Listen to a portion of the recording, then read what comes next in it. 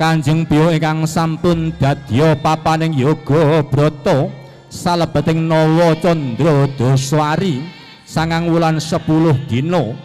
sarta hanggenting hanggul wentah wiwit kalane samana nganti akhir dewasa. Jroning manah tiyang sepuh kekalihipun pinanganten sarimbit nyuwun dhateng paosing Gusti ingkang murbeng dumadi nyuwunaken dumateng Sri Atmaja pinanganten sarimbit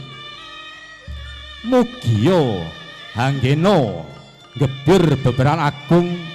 manggiya karahayon kawilujengan wiwit donya dumuginipun alam belahan sageta mujudaken balisma ingkang sakinah mawaddah warahmah amin